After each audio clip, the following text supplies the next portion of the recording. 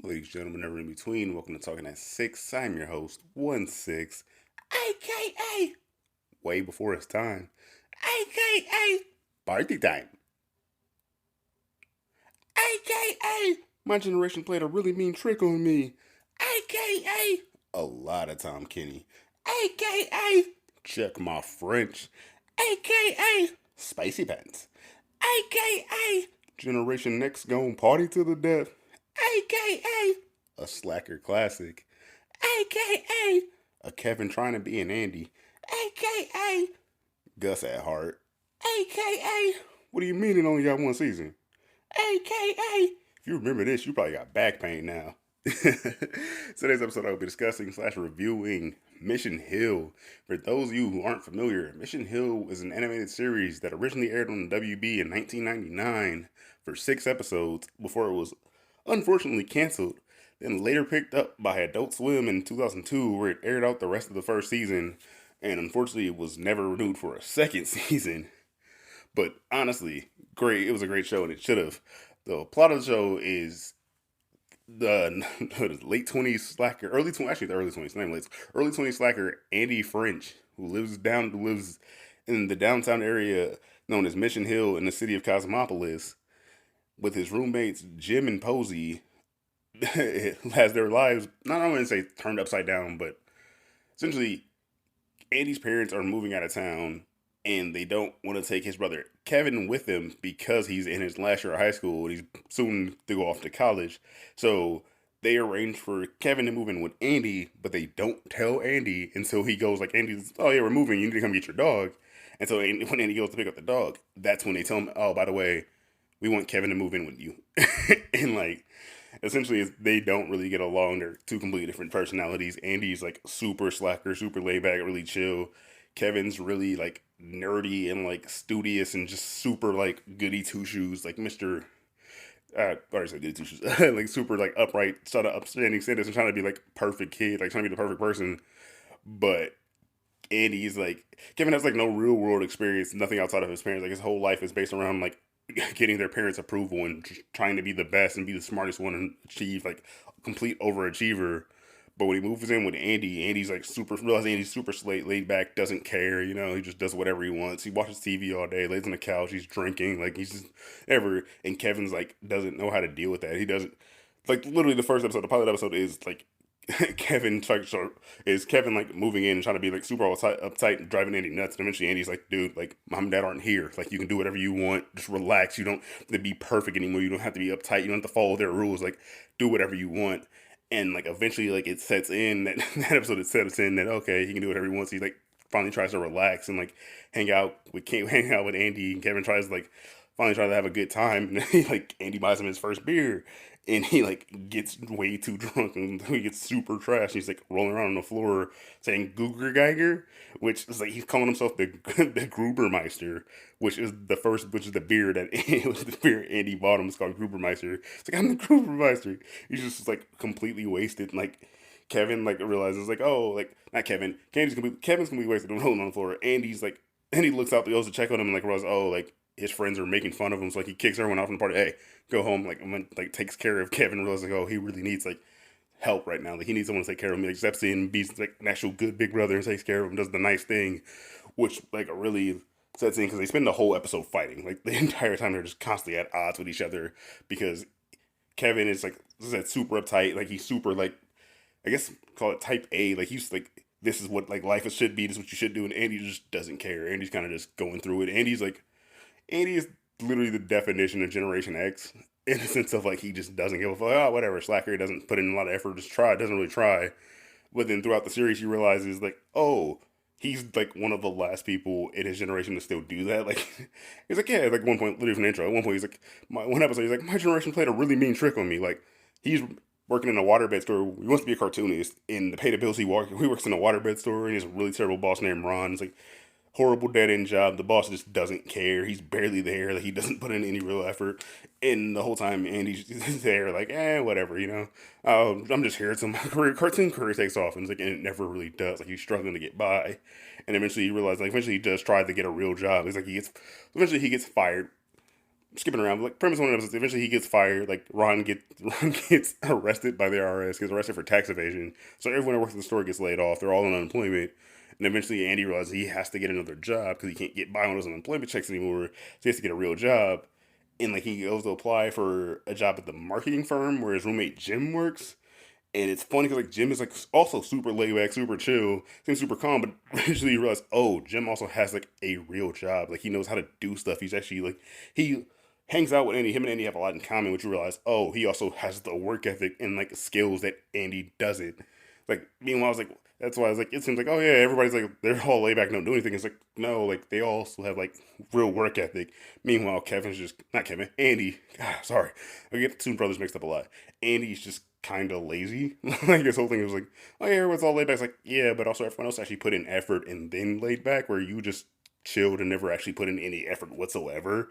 And so he feels like, oh yeah, Generation played a trick on me. I thought we were all gonna be slackers together. And it's like now everybody's got stock, and now everybody's got stock options.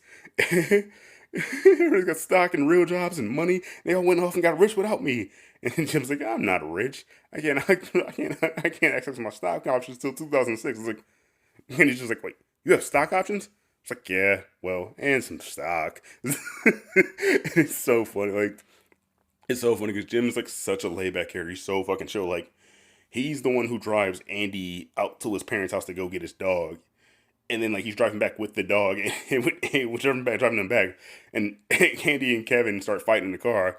He's like, "All right, that's it. I'm pulling this car over." And he pulls over and like just walks out, still go stand in the alley to go pee. And he's like, they look at him. He's like, "Oh, what? Don't stop your fighting because don't stop your fighting for me." Like the way they set it up makes him like, "Oh, like he's yelling at them because he won't stop fighting. He's pulling the car over." It's like, no, he's pulling the car over. He has to piss. I was like, "Ah, don't stop your fighting for me." Like he just doesn't care.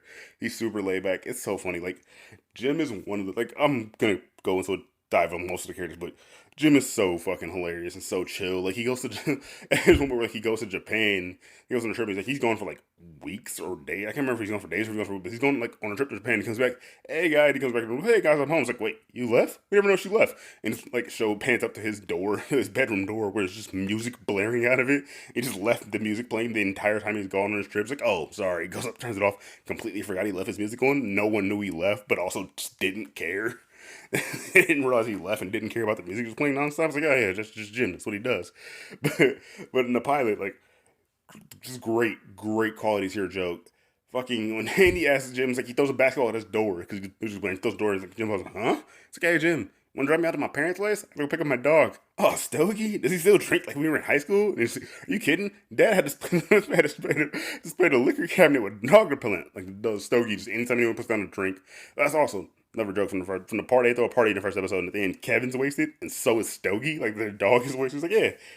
Anytime anyone put down a drink, he drank it. And he just puke. Anytime I put down a cup, he drank it and just pukes. He's puking up cigarette butts and just loose change. Like the dog's just drinking anything people put down. The dog's a full blown alcoholic. It's hilarious. But yeah, Jim's like, okay, and goes like, go give him a ride. Go give Andy a ride. And his parents, he like runs. His bedroom's on the second floor. It's like almost like a loft. And he runs out and just jumps from the top of the stairs and like goes to land on the couch and just crashed through the coffee table. It's like, when did we move the couch? What? It's like, well, no, he's like, what happened to the couch? It's like, what? We moved it like a week ago, and the couch is just slightly to the left. He's just straight crashed through the coffee table. He just brushes off like nothing happened. It's so funny. Like it's just classic slapstick humor, but mixed with like I want to say idea subversion. But yeah. Oh, but also like speaking of it, shout out to the creators of the show, Bill Oakley and Josh Weinstein of Simpsons fame. Like they were writers for some OG like classic era Simpsons. Like they wrote on the early. So I want to say it was between after season one, but like before season 10, like the prime what people call the golden era of Simpsons. They wrote during that era, and it's hilarious. And they actually still do tours right now of like Mission on Night in Mission Hill, where like they do a theater where they'll sit down and talk about the show and like show clips and like discuss it and creating the show. And Bill Oakley is really active on Twitter. Follow him on Twitter if you don't. Bill Oakley's hilarious, but yeah, he does like he also does like fast food reviews and just like really active, still great. Like classic comedy writers, classic team. Guys wrote some of the best fucking Simpsons stuff. Their classic era. This show really like you definitely get a lot of that influence in the show. Like it really shows. Like it's so like a lot of the jokes are really good. Just like classic. I idea subversion shit. Like so. one of their neighbors in the neighbors, one of the neighbors in the building, in the apartment building where everyone, Andy and Kevin live, are Wally and Gus. This two like this older gay couple, which at the time was crazy. 99 and 2000, 99 and 02, like just openly gay couple, and they're like older guys too, like older, like I want to say probably like maybe their 50s, if not older, like just super like old timey dudes, and like Gus is like just super like fucking gruff, like ah yeah, I was in the Navy, and like that guy, he runs a diner called Gus's Lunch. It's like, yeah, I'm Gus. It's a lunch. It's Gus. I'm Gus. I want a lunch. What do you want? Like that kind of guy. And it's hilarious. And like super like simple, like dope ass dude. Like that's like the East Coast, like definitely like, oh yeah, the East Coast accent. But there's one episode where like he comes home and Wally's freaking out because it's like, oh, his husband Wally's freaking out. He's like, what happened? He has a knife. Gus has a knife sticking out of it, like a giant like chef's knife, just sticking out of his head. It's like, oh yeah, some punk tried to mug me. So I tossed him over the bridge. It's like just super nonchalant, but like you have a knife sticking out of your head. Like Wally's like, will you stop fussing about it? Because Wally's just making a big deal out of it, like telling him he needs to go see a doctor, like he needs to get it removed. It's just a giant knife sticking out of your head. Like you can't live with it. Like, hey, stop fussing. And he just doesn't give a shit. Also, Wally is voiced by Tom Kenny. Wally and a lot of like the random side characters, and not even side characters, just random background characters that show up like once or twice, voiced by Tom Kenny. Like there's so many like Tom Kenny voices, and there's so much extra Tom Kenny. I want to say this is pre SpongeBob, like or right around the same time as SpongeBob, but there's so many fucking characters in here that are voiced by Tom Kenny. He's like, ah, that was funny line. Wait a minute. That was Tom Kenny. And there's one character where there's an episode where Andy and Kevin go to a comic book convention. They essentially go to a Comic Con with a bunch of Kevin's friends. And like one of the panels is by a guy who played one of the Ewoks in the original Star Wars trilogy, and the character is voiced by Tom Kenny, and it's like almost the exact SpongeBob voice, which will later going to be in the SpongeBob voice, but it's so fucking cool. Like, dude, it's like anything Tom Kenny does is recognizable because it kind of sounds like SpongeBob, but this is like pretty much like spot on SpongeBob voice, and it's hilarious, dude. It's like crazy to see. It's like, oh my god, that's SpongeBob. Like that is straight up SpongeBob. But like this is like it's weird to see like this because it's like super adult. Like not I want to say like super low. This is aimed at adults, so it's not as like toned down as one, like not as like goofy wacky as SpongeBob necessarily, but like it does have its like funny moments. Like it does have its like comedy. Like it's comedy, so it does have some comedic moments, like wacky slapstick stuff. Like there's an episode where their roommate Posey, who's like she's like a hippie, like super like into meditation and inner peace and like her whole vibe. She has her own garden, like an organic garden where she just grows like organic vegetables on the roof and like super like I don't know how to say it. Like I don't know really how to say it in a nice way, but like kind of crunch. Like basically, she's a hippie. Like essentially, she's like they like the yeah hippie vibes. Right. But like there's an episode where she starts like she's going to massage school. Like she's learning massage therapy. So opens like her own massage parlor out of the apartment. Like she's like okay yeah, and like she spells the ad wrong.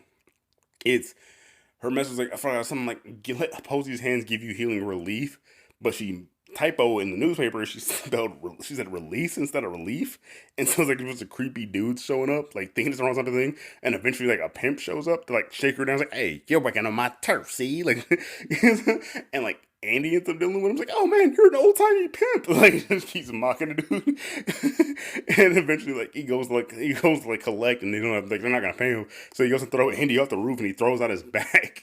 It's like, ah, can you help me, bitch? And it's like eventually she massages like, ah, fixes back for him, and then she shoves him off the roof, and it's like it's hilarious because like she's like seems like super peaceful and like oh yeah she's wouldn't hurt a fly like crazy like but also kind of has like that classic like ditzy airy voice.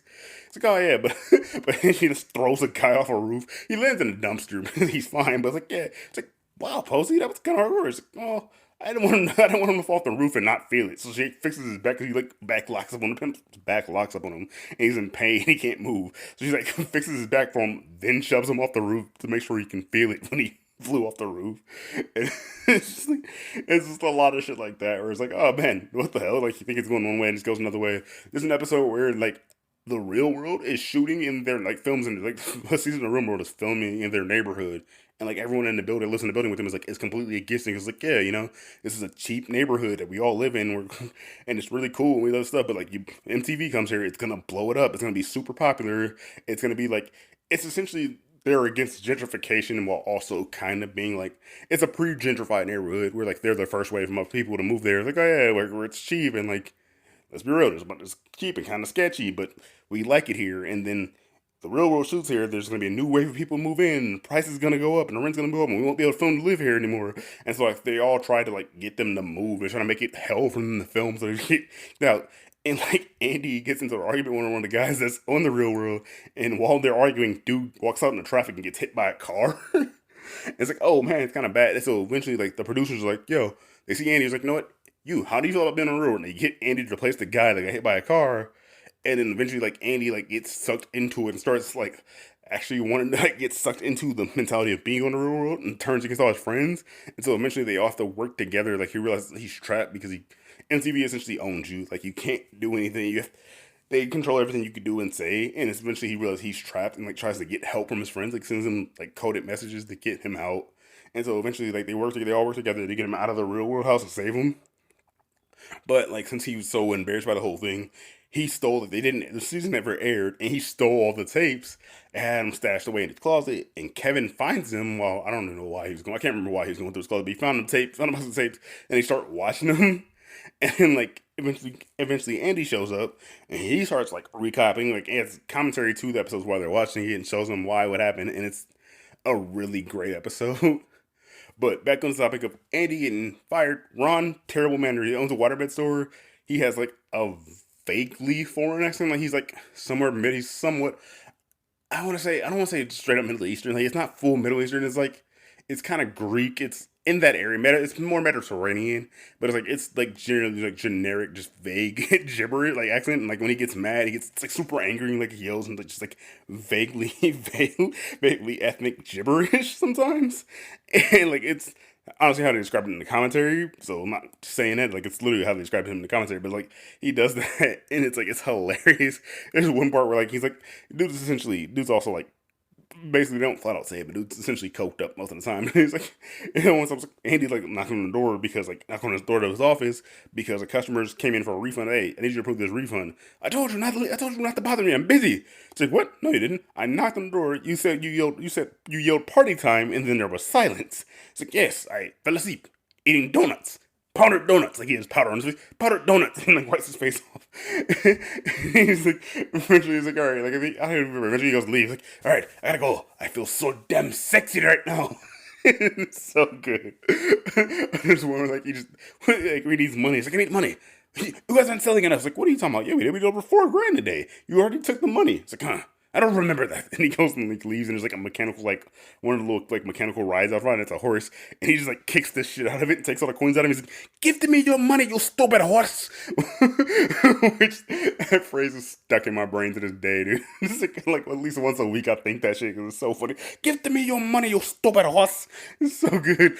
But eventually, like in that same episode, he gets like, I don't know the same episode, but eventually he gets like caught. The IRS shuts the store down because he never paid his taxes, so he goes to prison for tax evasion, and that leads to Andy being unemployed. And Andy and everyone that works in the store being unemployed. So eventually, Andy goes on unemployment.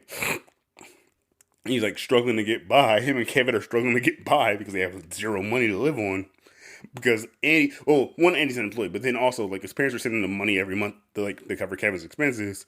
Andy takes that money, blows it on an organ because he's like blows it on an electronic organ because he's like he's bored. He has nothing to do fun.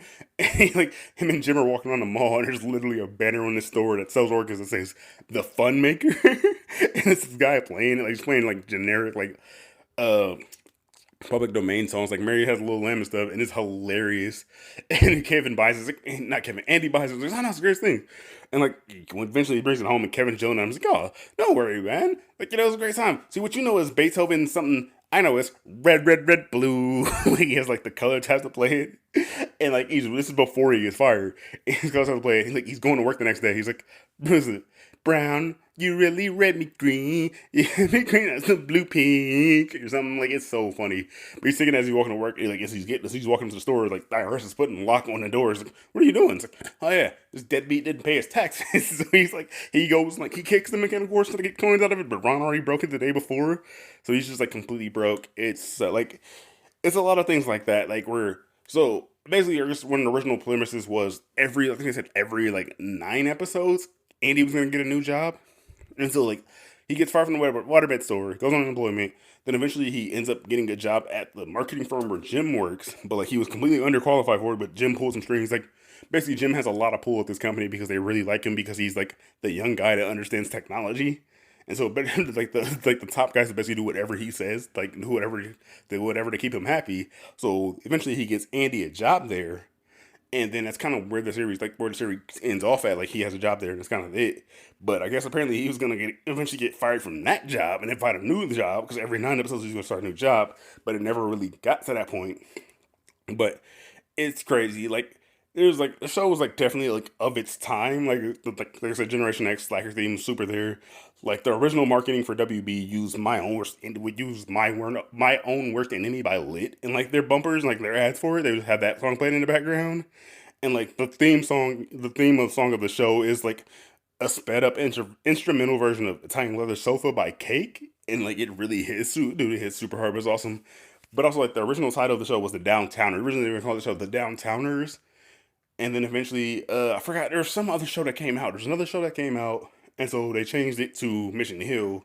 But like honestly, like it's a really good show. If you haven't seen it, I highly recommend checking it out. Like all the episodes are on YouTube. There's the season one DVDs are for sale. You can get them on Amazon. You might be able to get them somewhere else. I found them on Amazon. But also, all the episodes are for free on YouTube if you don't want to buy it. Like all the episodes are free on YouTube. Just go watch them. Full episodes, one video, so great.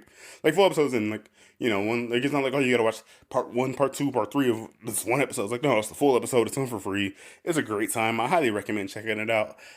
I really love it. Like it's the era I grew up in, so it really hits home. Like it's the vibe I remember as a kid. I remember watching the show. Like I never saw the WV version. Never saw it on WB. I saw it originally saw it on Adult Swim. Like late early 2000s, saw it on Adult Swim. I was like, oh man, fell in love with it. Didn't know anything about it. At the time, I was a big Simpsons fan. Didn't know it was connected to the Simpsons in any way.